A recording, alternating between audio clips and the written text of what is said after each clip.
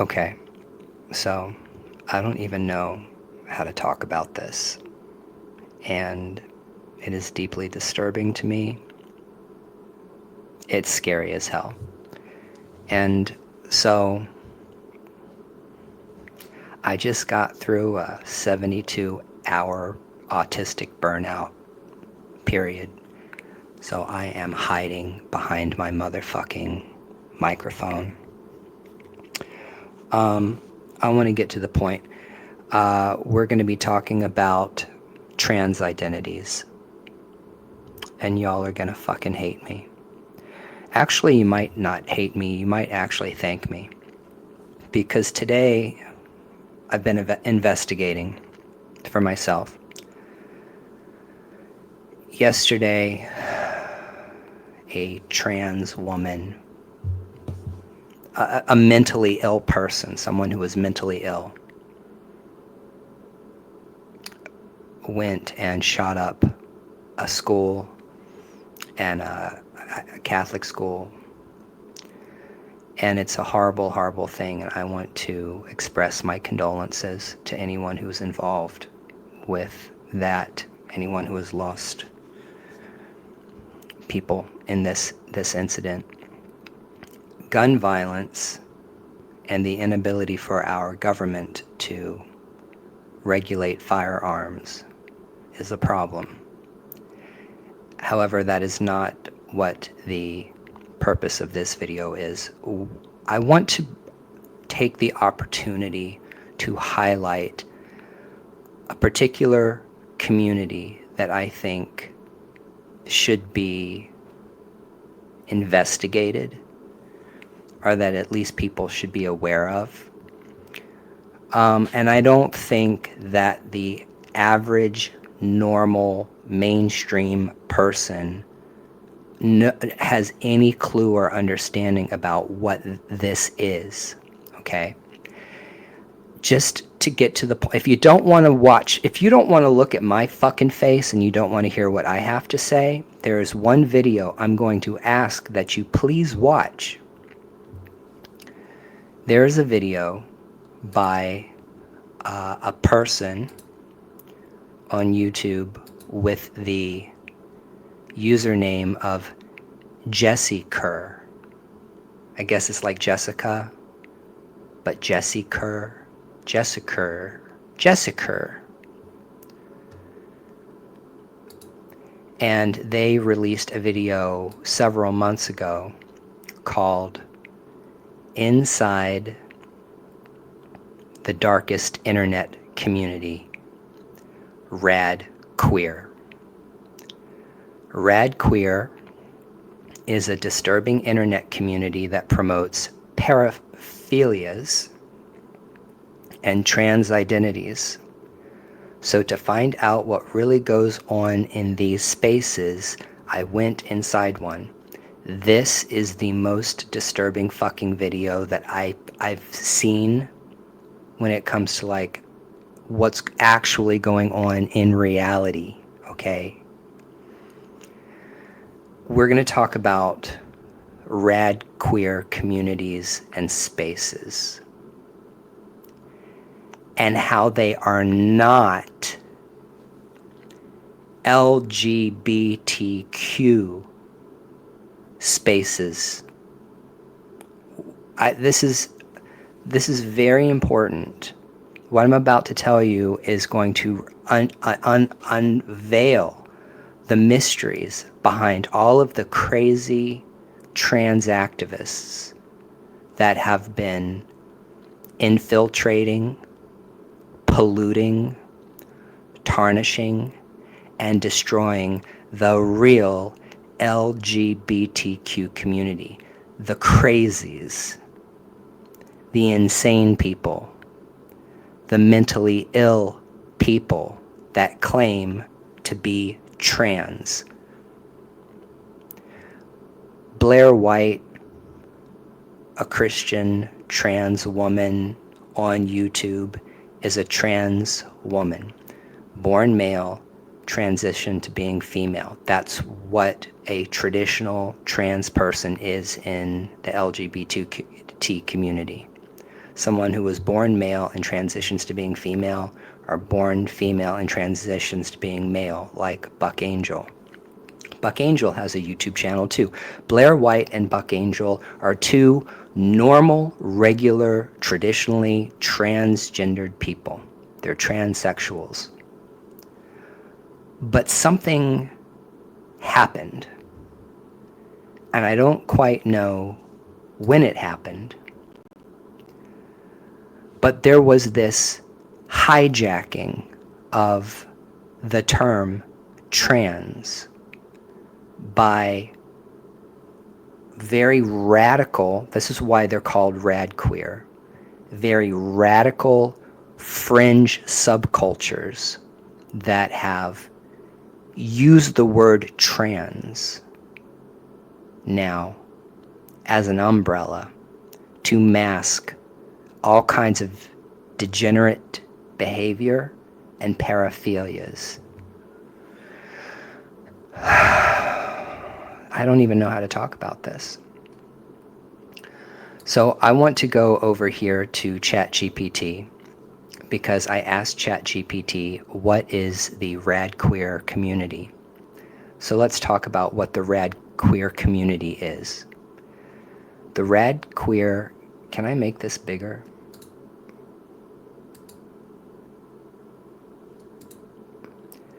The Radqueer community, short for radical queer. Now this makes me upset. This makes me really, really, really upset because I used to consider myself queer. I've always considered myself queer. But after learning about all of this Radqueer stuff, it makes me not want to use the word queer anymore. Because now our language has been so destroyed. The language that traditional gay men, gay women use to describe themselves and their feelings or how they experience the world has been co-opted by these, hijacked by insane people and people who are really, really, really sick and exist on the fringes of our community or hide in the shadows of the LGBTQ community. The Radqueer community, short for radical queer, is a controversial and often misunderstood online subculture.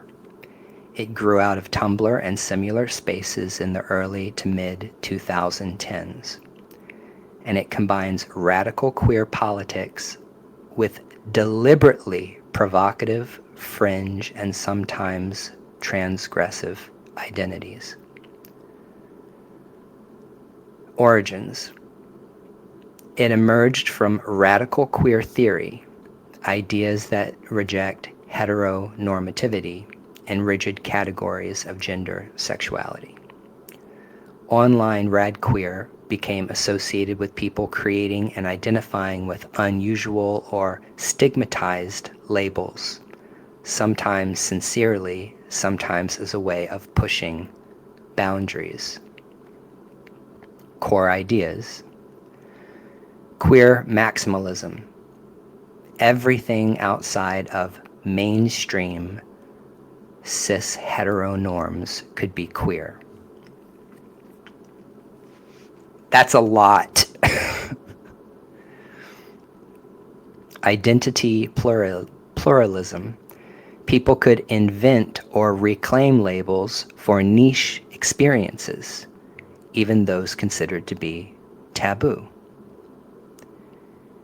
Anti-respectable politics, a rejection of assimilation into heteronormative society, marriage binaries, acceptable queerness. You see how it says acceptable queerness, right? When acceptable queerness is like normal, regular gay men who want to be in relationships with other men, be married to those men and have like happy lives, or lesbian women, or identifying as being a bisexual male or female, or being just a trans person, a man who is born male and knows that they're female inside and transitions externally to live the life that is in alignment with who they are, okay?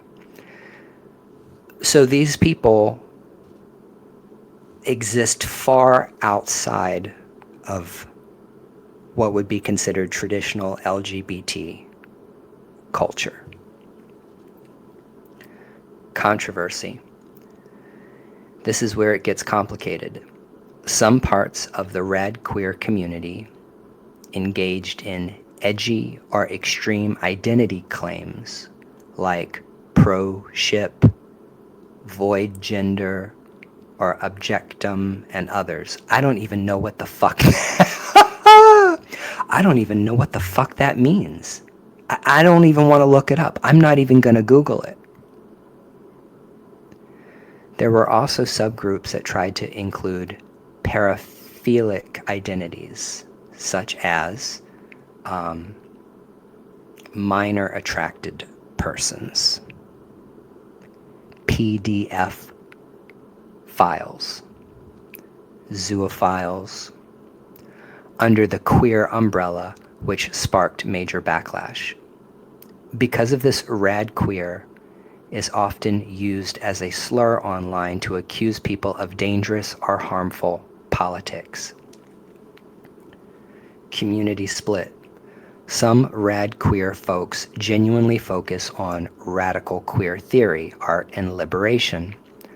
Others embrace shock value identities that blurred lines with harmful groups, leading to the entire movement being discredited in many online spaces.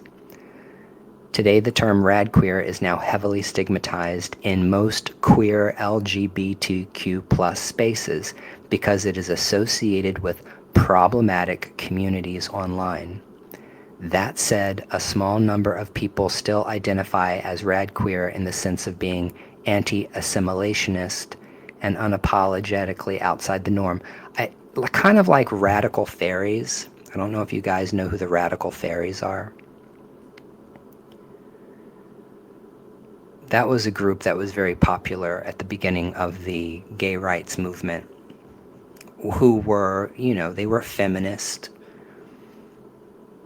and they were the original trans. They were the original drag queens, and the stereotyped, very, very effeminate men that were facing severe stigmatism for being gay. But that's not what this is. So what I'm trying to say is the term radqueer refers to a very specific kind of community that exists online in Discord communities and on, I guess, Reddit or other. I don't do Reddit. I've been to Reddit maybe 5 times in my life, but I don't read. I'm not hanging out on Reddit reading things. But this video, Inside the Darkest Internet Community, Radqueer, was published 2 months ago by Jessica. And I'm definitely going to recommend that you guys go watch this video. The reason why I'm drawing attention on my channel to this radqueer stuff is because it explains so much of the insanity that you see online. Because what is that crazy person, that narcissistic, crazy maniac that goes into women's bathrooms and records herself and goes to Disney? The dude, the pervert that everybody hates, Lily Teeny. Lily Teeny. Got a Lily Teeny Peeny.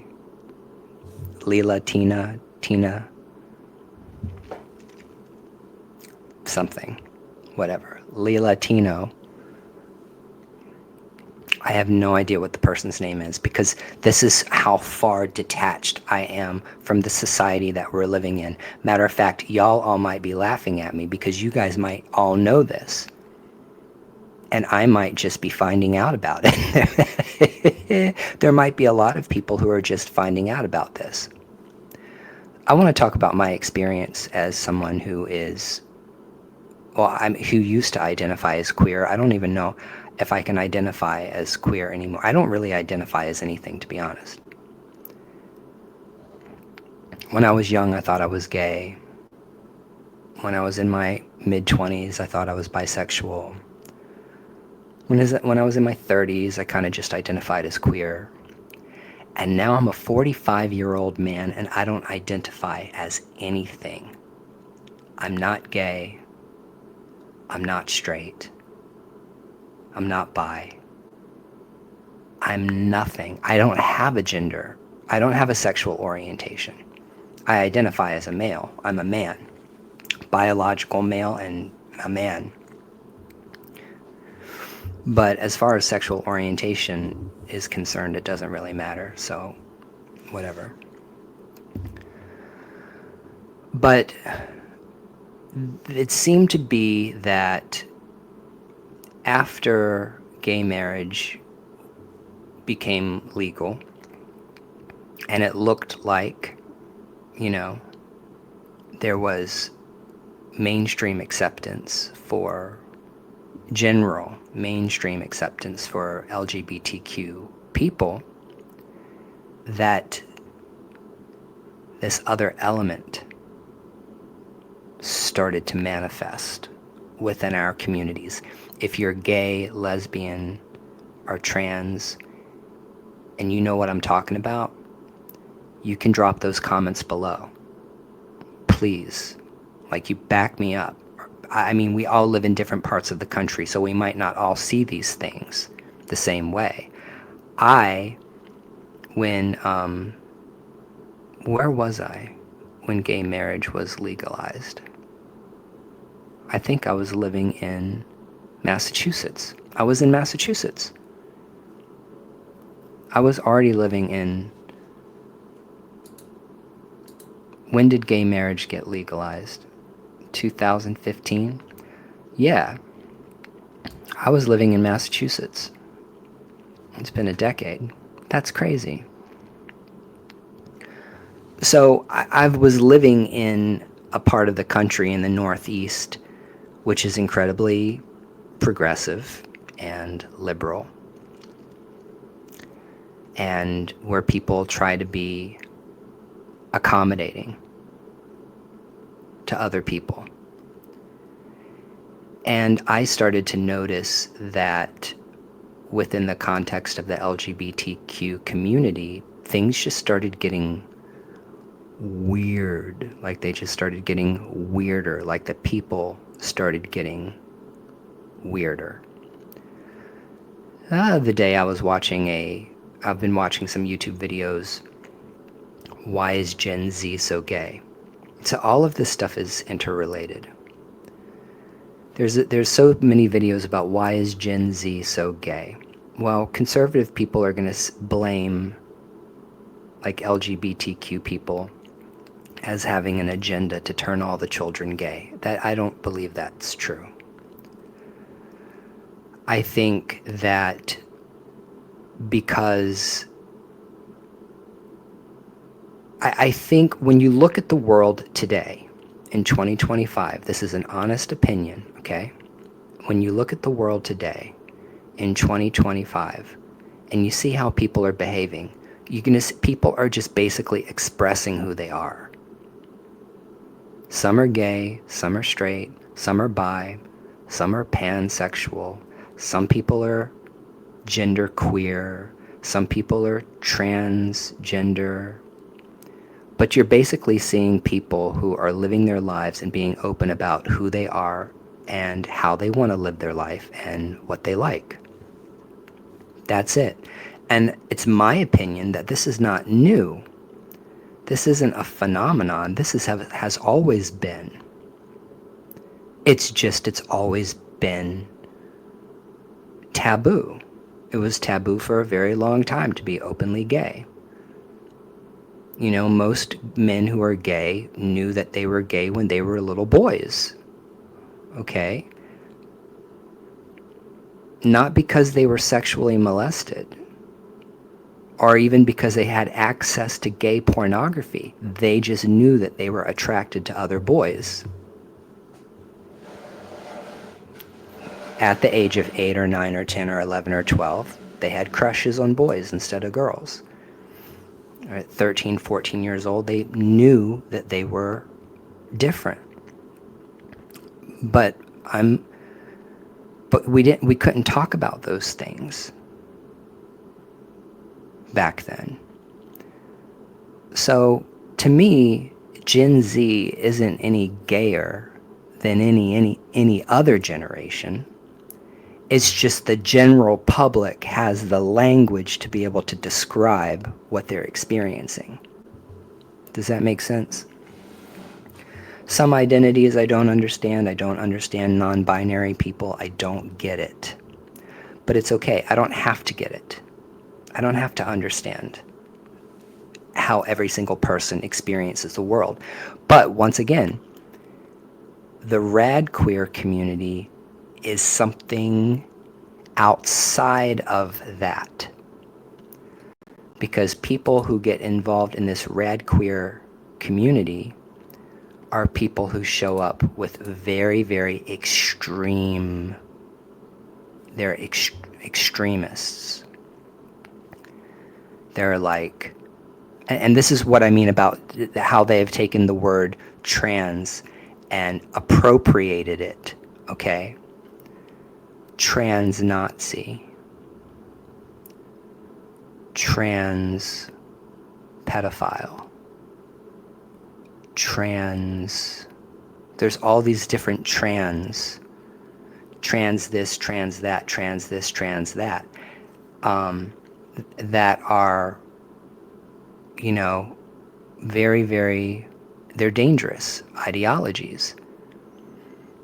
I think that even in that video, the person had said that someone, you could probably identify as a trans mass shooter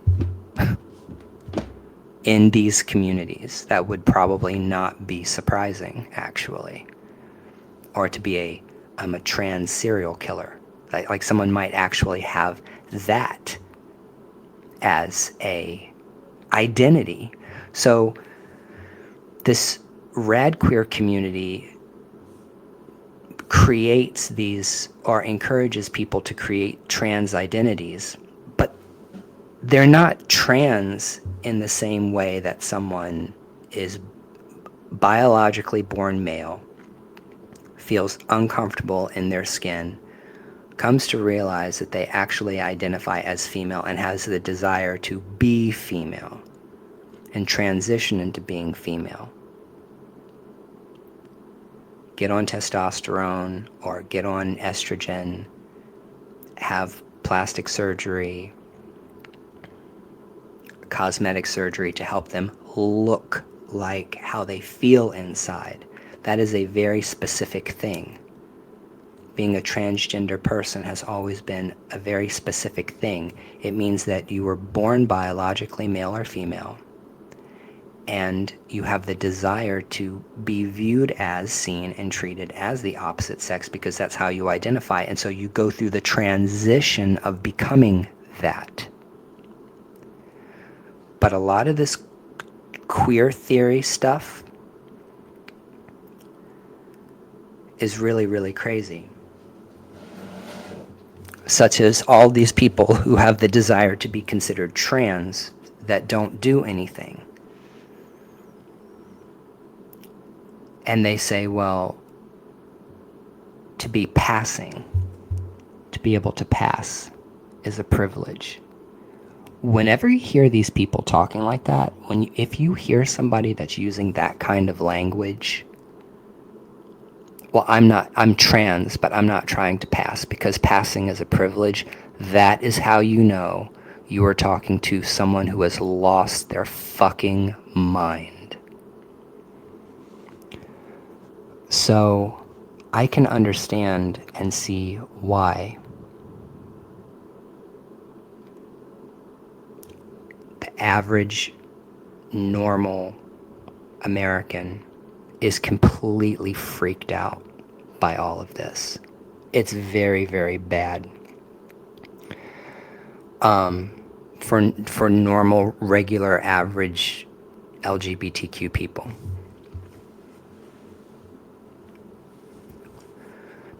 Because now it's like, oh, you're just like, it's like you're just gay, you're just a man that likes other men. Well, that's boring, or that's nothing. Oh, you're a white man that likes other white men. Oh, that's like like you're a horrible person to these people. So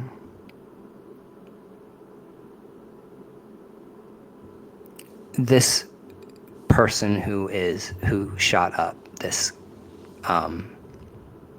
Catholic school, or this Catholic church, I want to talk about it because I'm going to make a prediction, and we're going to come back later and find out whether or not my predictions are true, as to whether or not this person was in some way, shape, or form connected to or involved in groups that were part of these Radqueer communities. Whether or not anybody knew that that person identified as a trans serial killer or a trans mass shooter or whatever. I'd be very interested to find out. But there is a very antisocial component to all of these people that are involved in this. Some tip-offs. People who usually get involved in these communities are people that don't have any life. They don't have any friends. They're always alone, and their entire life and their entire social life is consumed by being involved in these online groups. They don't have any life outside of what they do on their phone or their computer. No friends in real life. Very, very isolated, very, very lonely people. These are also people who already suffer from mental and behavioral health problems, because let's be honest, it has been proven now that people who gravitate towards these trans identities, not transgender people, trans identities, all of these crazy identities. I want to identify as a tree. My pronouns are tree, tra, tree, trim.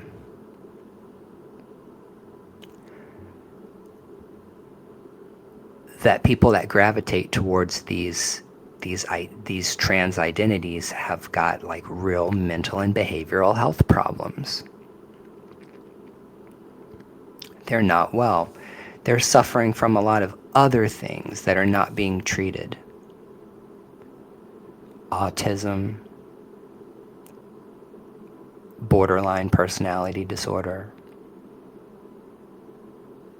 narcissism. And the problem in America is that we do not have enough. We're not treating the underlying cause of these issues, which is mental health. There is no reason why in the United States of America, like the wealthiest country in the world, that everyone doesn't have health care. That we don't have a universal health care system. That everybody has the ability to see a doctor and get their medication. We don't have enough hospitals. We don't have enough facilities. Not for people who are aging, not for seniors, and we sure don't have enough facilities to help people who are suffering from mental and behavioral health problems and addiction recovery issues. This has been a pandemic. We have been in a pandemic. We do not have the healthcare treatment available for all of the people that need it. So I think the biggest problem we have in this country is our health care problem. There are so many, I feel like there's so much conflict and pain and suffering and violence that could be avoided if people actually had the ability to get treatment for their mental and behavioral health problems.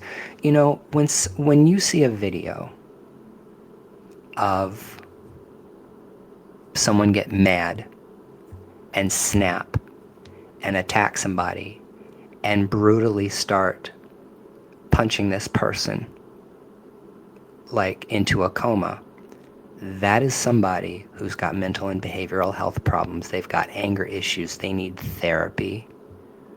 They probably have some kind of disorder. They need medication.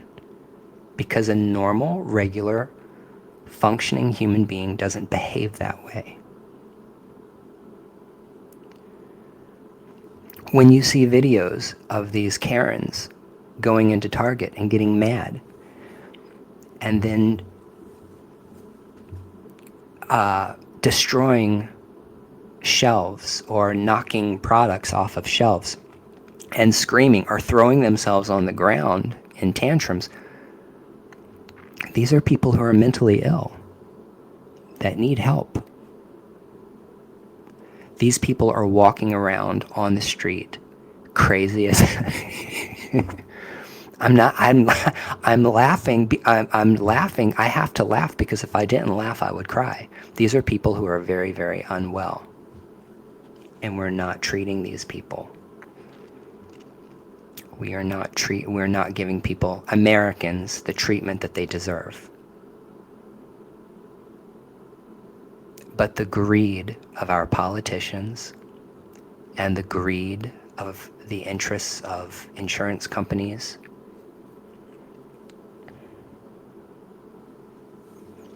is continuing to make us sick. We are sick because the American people will not force the government to provide the care that Americans deserve and need.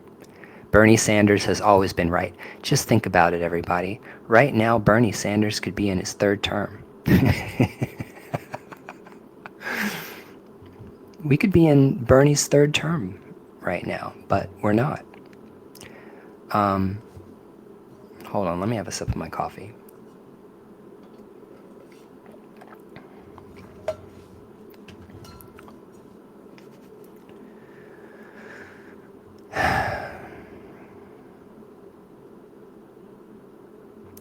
So,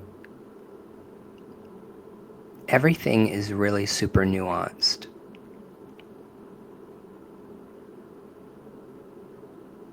There is no snap of the fingers, easy fix for any of the problems that we have in this country. And also, you know, people who are like, see, the LGBTQ people are evil, and this is exactly what we told you was going to happen. You legalize gay marriage, and now all of a sudden, all of our children think that they're gay, and a whole bunch of them have these trans identities that we don't understand, and they're antisocial, and they're all mentally ill, and they're turning into killers, basically. And I tell you what, but this fixation or this idea about violence as being a solution to like is actually a problem on the left. It is. Like, what's that guy's name? I don't even remember what his name is. The cute guy that killed the insurance executive. There's a weird phenomena that I saw happening on the left. And I want everybody to know, I am not a Democrat. I am not a Republican. I am not libertarian. I am an independent voter. I do not belong to any political party. However, I am an America First kind of boy.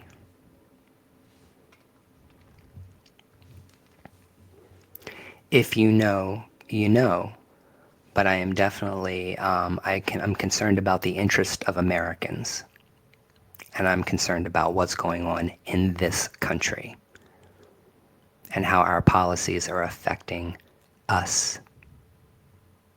I cannot worry about what's going on in some other country. I am concerned about the decline, the fail, and the collapse of our own civilization right here. And it is an internal problem. It's because it's because of how we're living our lives. So even though I don't belong to any particular political party, I definitely have more of the mind frame of that America First is, I guess you could throw me into that category.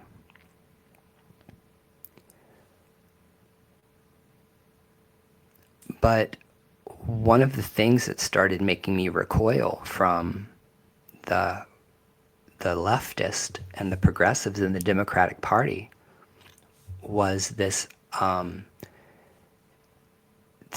like angry, violent nature that was starting to manifest.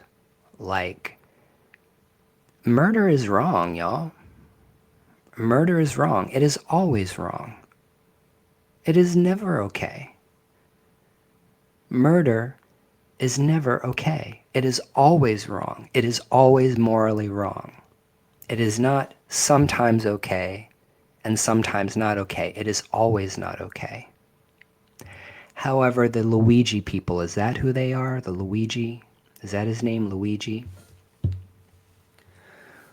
The people on the left that started like making saint statues or pictures of this Luigi guy as a saint or defending him for his behavior, those are the people that you should be worried about. Like this vigilante killing style people are people that you should be concerned about, people that you should be worried about. A number one litmus test for me is whether or not someone is either pro Luigi or not. If you think it's okay, that whether this kid did it or not, if you think it's okay for somebody to walk up to an executive and kill them just because that they have a job, or even because they commit crimes, insurance crimes, if you think that's okay, that kind of like Robin Hood,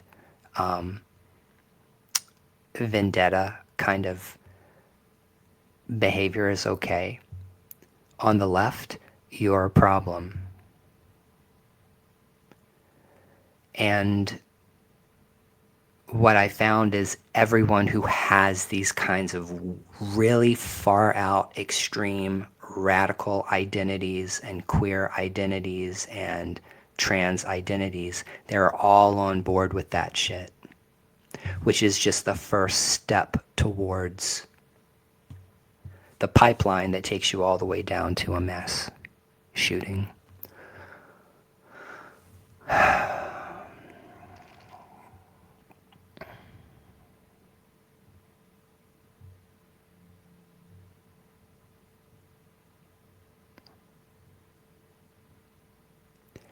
I want to talk about the occult. I want to talk about witches now. Because we have moved into a conservative time. And when I say conservative, I don't even necessarily mean Republican, because like one thing that I didn't realize back when I lived in the bubble, the liberal bubble, or the world surrounded by a lot of Democrats, is that the Republican Party, or the people who are on the right, are actually fractured into many, many different factions also. So we're actually in 2025, it's actually really not like right and left anymore. There are many, many different, the Democratic Party fractured into at least, I don't know, 6 or 7 or 8 different factions of being on the left and even on the right. I don't even know what that means. You've got America First people, you've got MAGA people, you've got the Republicans that are the ones that are like, that won't die, you know, like the Bush Republicans. You got all of those people. You've got all these different factions now. And America is more divided than it's ever been. But it did reject the Democratic Party as being intolerable. And so, you know, Trump being elected president was an opportunity for me to take a step back and say, you know what? I need to try to understand what's going on here. Like, what's going on in America? Where are Americans' heads at? Like, what is it that these people know that I don't? And so when I kind of decided that I was going to detach myself from all of my previous held prejudices or preconceived notions about other people's political affiliations or their views, and I allowed myself to be more open-minded, I started listening to other people on the right. That's when I realized that the right isn't like this, like, it's not just all one big cult.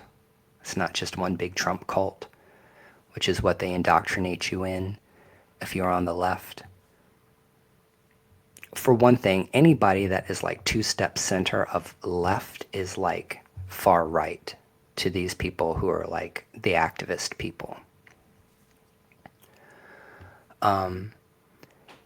And so I have been able to get like a broader perspective on what's going on in America.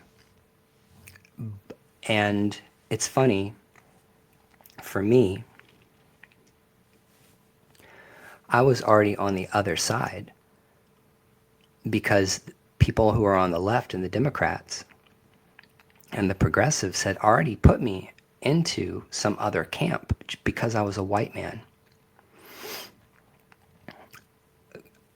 It was weird to me. Like the whole TikTok experience that I had, because I'm never going back to TikTok ever. I don't want to have anything to do with that.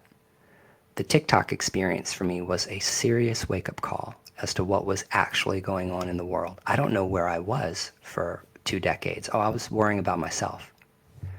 But when I got on TikTok, I got on TikTok in the middle of cancel culture, like at the peak of cancel culture. And the reason why I became so popular wasn't because I was popular. Like, I have to take a step back. And the same thing for Witchfoot. The reason why we had the numbers that we had on our accounts and the follower count that we had wasn't because people liked us. It was because people hated us. People followed me because they hated me. They didn't follow me because they actually liked what I had to say. There was a lot of people that liked me, but in general, for the most part, most of the attention that I got online was negative attention, not positive attention. Because when you say something like, I don't know, I can't even think of a controversial thing to say right now. I'm a white guy and I practice African religion. I practice traditional African religion. I'm a white man and I went to Africa. I got initiated in an African traditional religion. Okay? Not okay to people who are progressives on the left, Democrats, and everybody who's in that camp. Because the only thing that they can see is you're white. They can only see skin color, and they can only see, and you're a male. That means you're an oppressor. So that whole, like, you're an oppressor, you're a narcissist, you're an abuser, you're a racist, all of that stuff, like, that was automatically applied to me. Which was crazy to me, because I'm none of those things. I'm actually just pretty dumb, to be honest with you.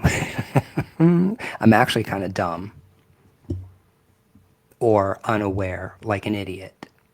I'm more like an idiot. I kind of just walked into an environment that I had no previous knowledge of existing, and I found myself on TikTok getting attacked for no other reason than being white and male. And I couldn't understand it, but I understand it now, in retrospect, when I look back. But, the Democratic Party has failed, and I don't think that those people are ever going to be able to recover.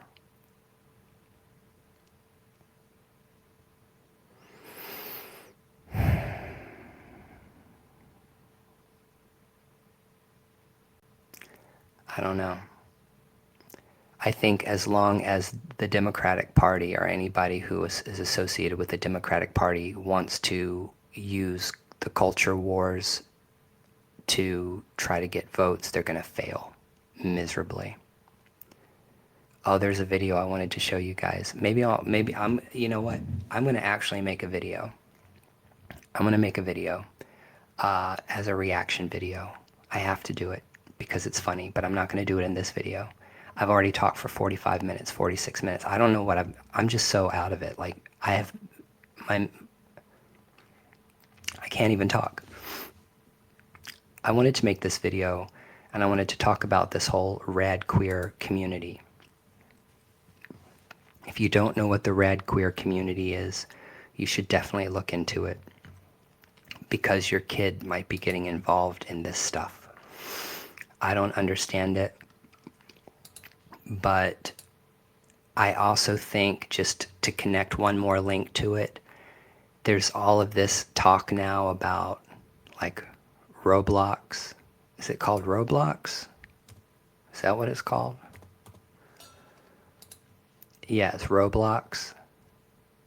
And now, like, there's all of this stuff coming out about Roblox and all of these people, like, very, very, very dangerous people interacting with kids. And it's true. Our online spaces are not safe.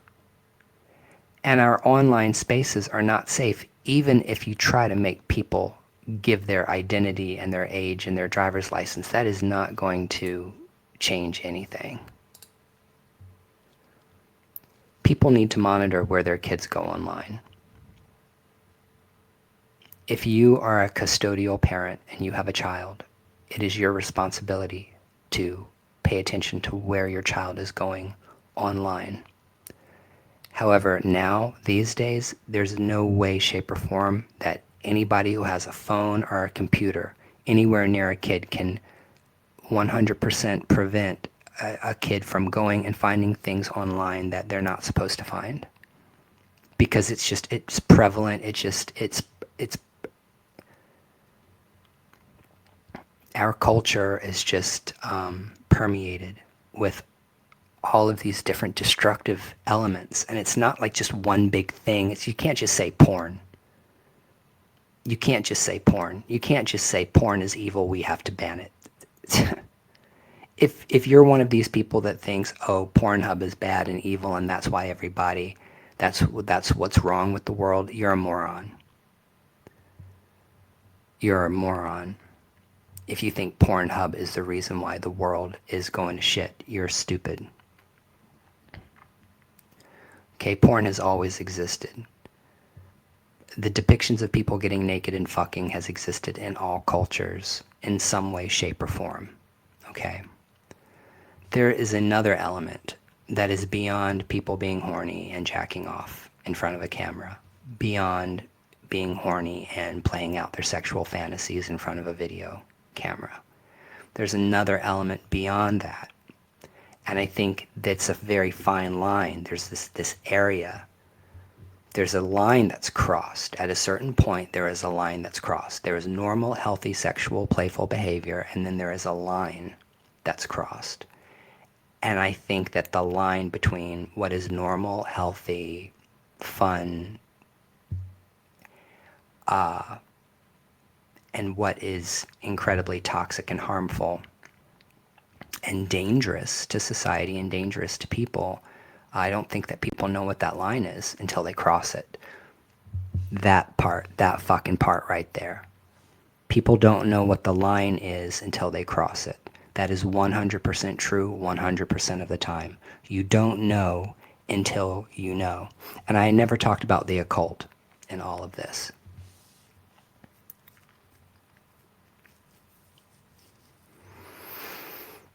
We're living in this time right now where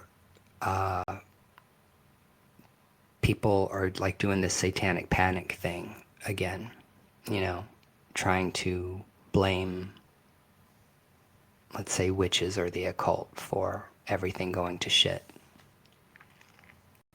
It's not. Witchcraft is herbalism. And folk magic practices have always permeated our culture. Hoodoo, voodoo, orishas have always been in our culture. They've never not been there. So they are not the problem, because these elements have always been here. That's the point. The point is that people who practice some form of witchcraft or folk magic, people that practice some kind of like Afro-Indigenous practice like voodoo or hoodoo, people who are homosexual, gay men or gay women, and transvestites, transsexuals, or transgender people, people who were either gender benders because they were genderqueer or actually transitioned from being one gender to another, those things have always been here. They've always been around. And they're just cultural phenomenons. But there is something else. And it's when a certain line is crossed and people start going down a particular path is when things start going dark. And what I have seen as a trend is that people who are really interested in dark magic, hexing, cursing, jinxing, people summoning demons, people who want to get into like Satanism and the occult, chaos magic is on the line. Chaos magic is not Satanism, not at all. However, people who are interested in chaos magic can find a path in Satanism. And so it is a very, very, very, it's a touchy subject. And, but for the most part, I think it really has to do with each individual person and their personality. There are people who crave violence. They want to consume violence. They want to see all the violent movies. They want to have all the rape fantasies. They want to get involved in negative magic and harming other people using occult means. They're dark people. And they find themselves in very, very dark places in the internet. And they will eventually find themselves in very dark places in the real world. I know this because I know people who have gone down that road. And let me tell you, even if you're lucky enough to be exposed to that side, I was never exposed to that side fully. I always knew that side existed. But there's always been something about me that prevented me from going that way. I know people who have gone that way. And the emotional damage from fucking with that stuff,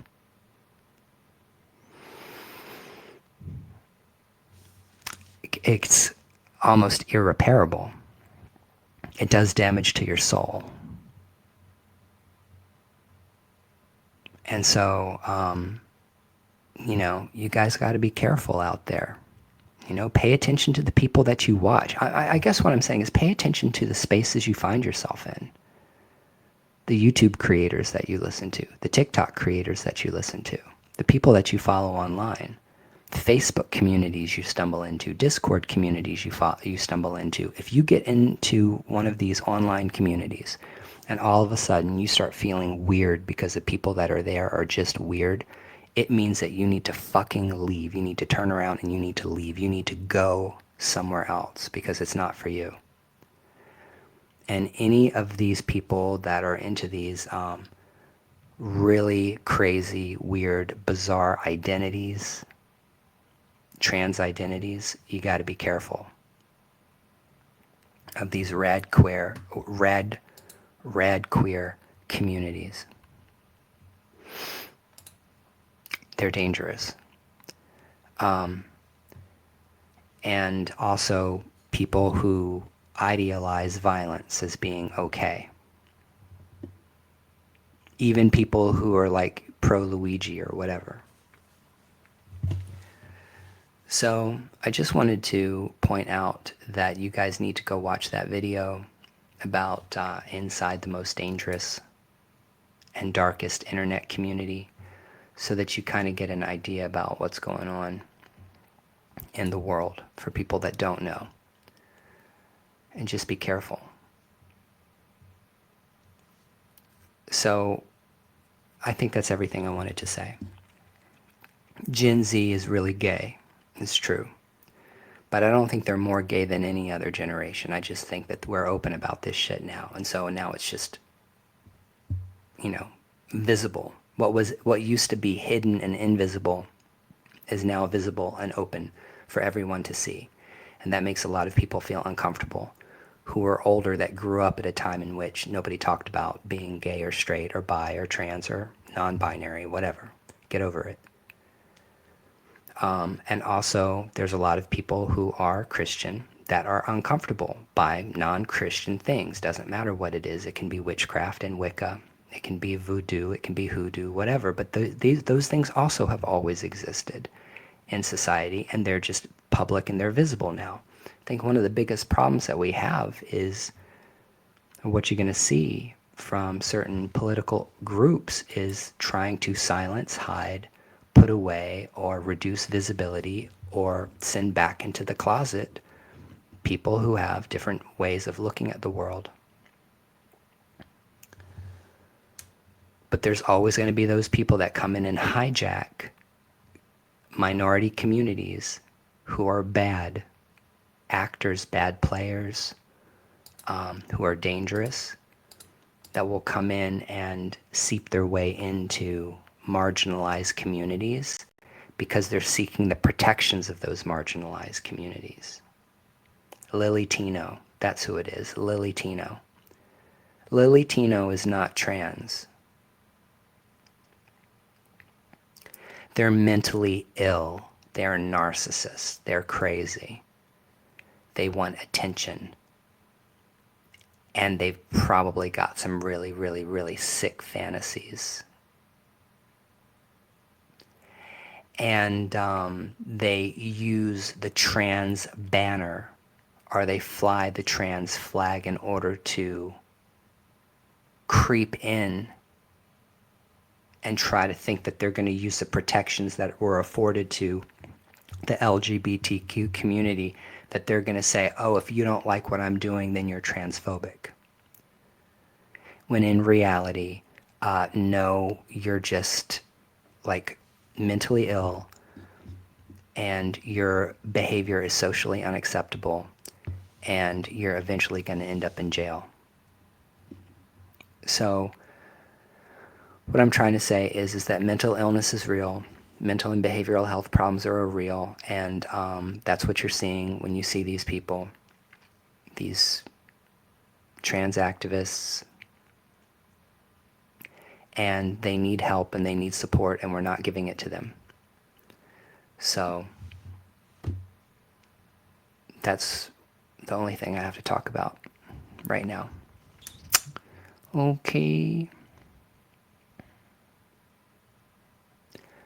Stay blessed, y'all. If you like what I said, or you agree with anything I said, or you've had the same experience, drop those comments below. If you hate me and you don't like what I said, you have the right to do that too. You can drop those comments below. Okay.